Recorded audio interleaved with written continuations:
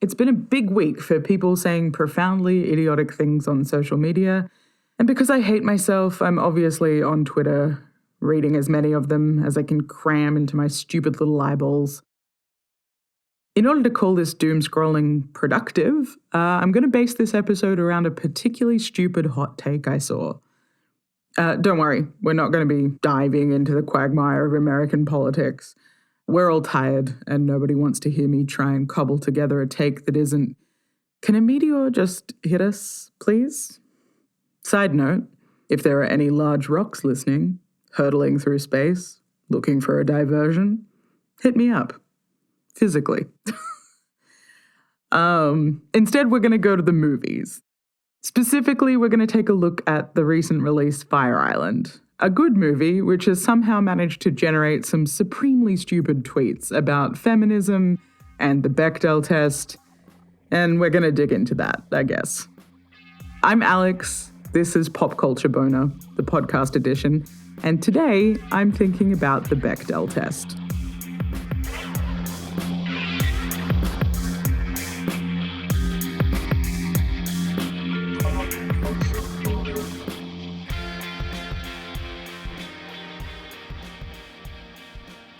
On the 3rd of June 2022, queer rom-com Fire Island was released on streaming platform Hulu. A short summary would be to say that the film is a queer retelling of Jane Austen's Pride and Prejudice set in the gay village on Fire Island. A slightly longer summary would be to say that it's a gay rom-com which casts the film's writer, comedian Joel Kim Booster, as Noah, and SNL cast member Bowen Yang as Howie, the film's Elizabeth and Jane Bennett. Noah is happy to be hot and available, while Howie is yearning for romance. Their annual summer on Fire Island is disrupted by the appearance of Charlie, the Mr. Bingley archetype played by James Scully, and Will, a very hot Mr. Darcy in the tradition of all hot Mr. Darcys, played by Conrad Ricamora. It manages to bitingly dissect the racist politics of the queer party scene while also keeping the charming fun you'd expect from an Austen retelling in the rom-com genre. It's a skillful adaptation that's notable for both the sharp writing and the unique snapshot of queer men's culture it provides. If you're in Australia, it's streaming on Disney+, and I'd recommend checking it out. So that nice thing happened, and then on the 6th of June 2022, Hannah Rosen, the editorial director for New York Magazine's podcasts, tweeted, "So at Hulu, hashtag Fire Island movie gets an F- on the Bechdel test in a whole new way. Do we just ignore the drab lesbian stereotypes because cute gay Asian boys? Is this the revenge for all those years of the gay boy best friend?" Which is just such a spectacularly stupid take, I don't even really know where to start with it. For the uninitiated, the Bechdel test has 3 basic principles. The first is that the film should feature 2 women. The second is that those women have at least one conversation. And the third is that that conversation must be about something other than a man. And sure, Fire Island does not meet those standards. We'll circle back to that later. But Fire Island is a Pride and Prejudice adaptation featuring Asian American leads talking about the overlapping complexities of gay fucking and racism. I don't think anyone watching would reasonably look at what was happening on the screen and go, "My God, this genre is so played out. I am so sick of seeing multifaceted takes on the lived experience of racism in the queer community in my rom-coms of all places. Ugh." Wow. What a uniquely dogshit opinion. It's impressive for both its ingenuity and the confidence with which it was tweeted at 40,000 followers. Rosen, of course, was resoundingly slammed by anyone with 2 brain cells to rub together. It was such a chaotically bad take that even Alison Bechdel, the creator of the Bechdel test being referenced by Rosen, had to weigh in with a response.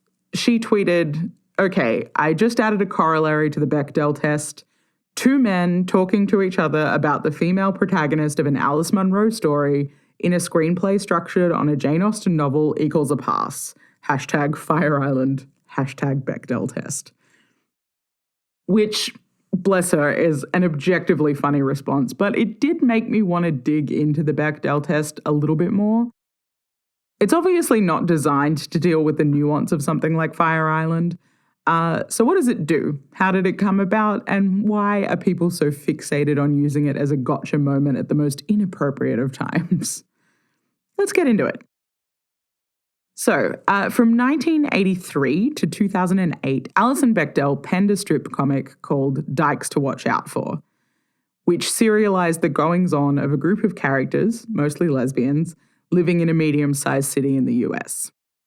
In and of itself, the strip was famous as a long-running queer publication, but circa 1985, an installment called The Rule was published. In it, two women appear to be on a date, and one of them suggests catching a movie. And the other one says that they have this rule where they'll only watch movies that meet three basic requirements. And I quote, 1, it has to have at least two women in it who 2, talk to each other about, 3, something besides a man. She then says that the last movie that she was able to watch was Alien because the two women in it talk about the monster. The women decide to give up and eat popcorn at home, while posters of muscle-bound, machine gun-holding men advertising movie titles like The Mercenary, The Vigilante, and The Barbarian scroll past them in the background. The comic marquee gives thanks to Liz Wallace, Bechdel's karate training partner, who devised the test and was inspired by Virginia Woolf's 1929 essay, A Room of One's Own. And that's it. That's the Bechdel test. Or the Bechdel-Wallace test, as Bechdel herself has stated that she prefers. In this context, Bechdel has described it as a little lesbian in-joke in an alternative feminist newspaper. The punchline in a queer setting being that the only possible way to imagine a queer woman on screen was with something that met the rules outlined in the strip. But then you've only got Alien, which came out 6 full years before the comic was published. It's a quick zinger. After all, there's only so much that you can achieve in a short strip. And read visually as intended, you can see how the popularity of the blockbuster action genre in the mid-1980s provides the groundwork for this type of thought experiment. Action movies were having something of a golden age, and Arnold Schwarzenegger was busy creating a whole new standard of buff for those leading men. Those films don't leave a lot of space for women. But if all it is a quick, funny page in a feminist paper from the 80s, how did we end up with dogshit takes on race and queerness in popular cinema in 2022? Great question. The cursory digging that I did while trying to write this can't seem to give me a clear answer about exactly how and when the term Bechdel test started to gain popularity, aside from the fact that Google Trends indicate it really kicked up a notch in the mid to late 2000s. Bechdel seems to believe that it was adopted by young feminist filmmakers and academics as a quick litmus test for whether there were women present in a film. Not even like good or well-written women, just women.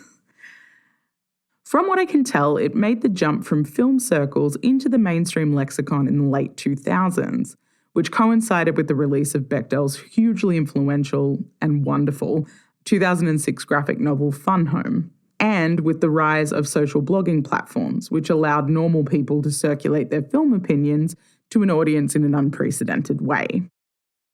More people were introduced to Bechdel's work, and they were able to apply it and share it more easily. People built websites like BechdelTest.com, a database that indicates whether a film passes the test. According to the database of 9,329 movies, 56.7% meet all 3 criteria. Swedish cinemas introduced the Bechdel test to their ratings. The test was incorporated into grant criteria for filmmakers, discussed endlessly in the media, and used as a blunt instrument by tweens on Tumblr to prove the moral superiority of their media consumption. Which is problematic. Taken in its simplest form, the test only covers 3 specificities: presence of women, dialogue between women, and the fact that they don't talk about a man. Lots of movies don't pass that test, including things that would be considered classics.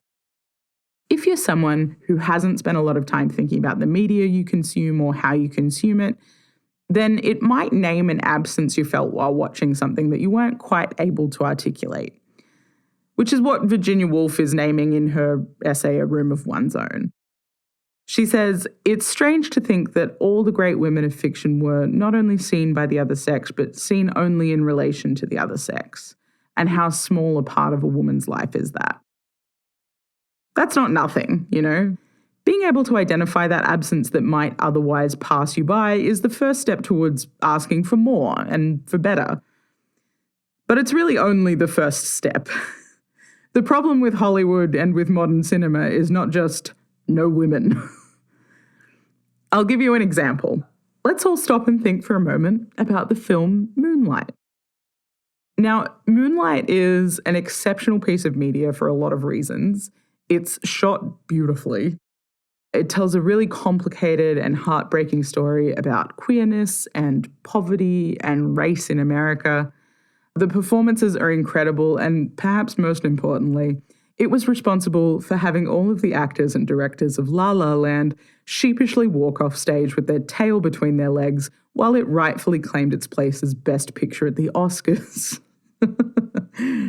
Look, frankly, anything that's a catalyst for such joy in me in the way that seeing La La Land get absolutely wrecked is already a masterpiece and deserves all the accolades that we can give it.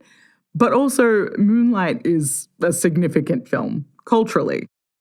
It's hard to think of another mainstream film that shows black men and queerness with such tenderness, let alone one that won an Oscar.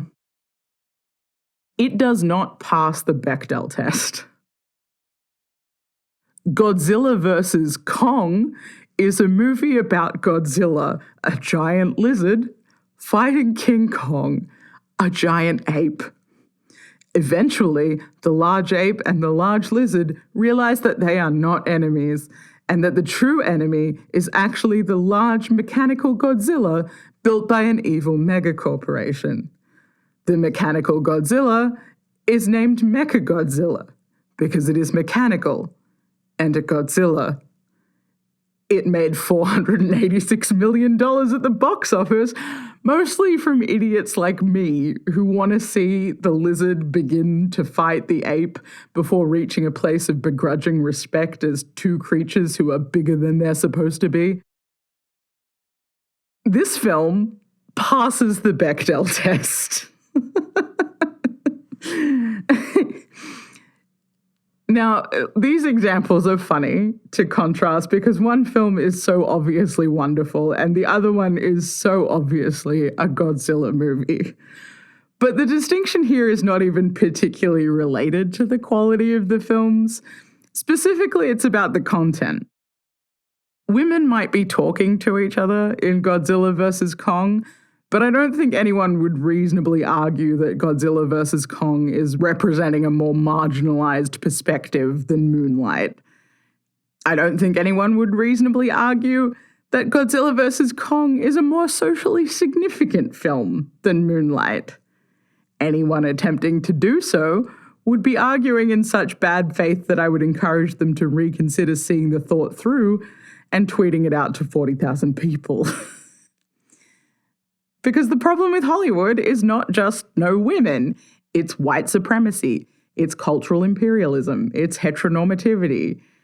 It's all of the factors that mean that while Godzilla vs. Kong already has a television spin-off series in the works, you'll likely not see something that even gently grazes the space that Moonlight occupies for another decade at least. Meaningful contributions to a diverse cinematic canon that discusses the intersection of race, gender, and sexuality are not being captured by the Bechdel test. Hell, if you want to walk it out a little further, it doesn't even really measure the meaningful contributions of women playing a central role in a film. Writing about the gaps highlighted by applying a more rigorous academic scrutiny to the Bechdel test, Jennifer O'Meara points out that the test doesn't measure the type of women who are granted dialogue or how it's presented. Now, look, I don't want to get into an argument about what does or does not constitute a film in a conventional sense. I'm doing inverted commas here. But O'Meara is using the example of Beyoncé's Lemonade, which features extended pieces of poetic dialogue from Beyoncé in between musical performances. As you hopefully all remember, that dialogue was directed at her husband, Jay-Z, appearing to address his infidelity. It was equal parts angry and hurt, and it allowed her to very publicly take control of a tabloid rumor that had been circulating off and on for years. Jay-Z doesn't get the right of reply in Lemonade. While much of what O'Meara touches on is about exploring the metaphor of the voice and the dexterity of female vocal performance, I think Lemonade is a useful illustration of what can be lost by only looking at a film through the lens of a simple rule. You have a solo performance by a black woman that, in her discussion of a man and her relationship to him, also discusses the relationship between black women and American society.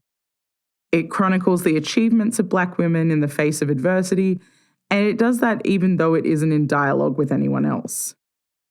It's acknowledging a rich inner life, even if some of the turmoil is connected to men, and even if the women that are so thoroughly present and acknowledged in the work do not actually appear in conversation.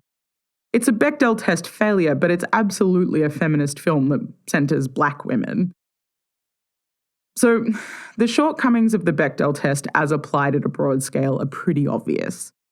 It's testing one thing, it doesn't leave room for nuance, but it does leave a lot of room for people who should know better to have shit takes on films that are doing pretty innovative things otherwise. Obviously, these shortcomings are not actually about the test itself. Alison Bechdel is not going around crowing about the test's successes and telling everyone that they should start using it as the basis for all critique. The tweet about Fire Island should be evidence enough of that, but if not, here's another quote. She says, "You can have a feminist movie that doesn't meet the criteria, and you can have a movie that meets the criteria and isn't feminist. It's not scientific or anything. It's a bit surprising what does and doesn't pass." I think what's most fascinating for me about the Bechdel test personally is its explosion in popularity. Again, once you get over the initial, oh, that's what that is, feeling of noticing that there are less women on screen generally, there's still so much more work needed before you're pulling together a thought that's more complicated than, wait, I'm not on the screen. But people seem determined to shoehorn it into conversations that absolutely do not require it. Thinking about Fire Island again, what is gained from asking why is there only one woman in a film that is ostensibly applying Jane Austen principles to gay circuit parties? What would writing some more girls in there do for anyone beyond convoluting a pretty tight script? Sweet fuck all is the answer. I think the appeal of the Bechdel test is this. People want their consumption of goods and services to be somehow more ethical, in inverted commas, to avoid having to deal with the complexities of actually solving a problem. So they choose the easiest possible measure of success in order to feel superior and as though they're doing the correct thing. The problem with Hollywood is complex and multifaceted. It involves having to deal with issues like white supremacy or heteronormativity that take a lot of work or, heaven forbid, might mean having to sit through a solid 90-minute film that does not feature a single person that looks like, talks like, or thinks like you or anyone you know. And if you're a white woman, that might involve having to sit with the personal discomfort of knowing that you're still higher on the social pecking order than almost any other human being. Oof. Sounds a lot like having to acknowledge my own privileges and shortcomings. You know what's easier? Applying a 3-step test to determine whether or not women are in the film. God, I can feel the superiority coursing through my veins already. I'm fucking invincible. Look, the test in and of itself is not a bad joke. It's not even a bad start to a thought experiment. It just can't be the only thought, or you sound like a real asshole.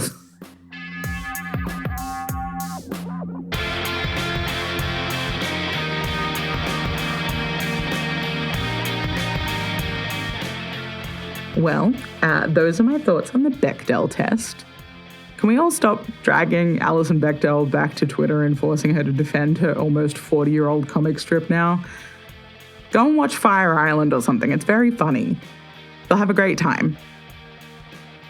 Anyway, if you have recently noticed that not all films are about you and you want to work through that with someone, talk to me about it next time you see me at the pub. Peace.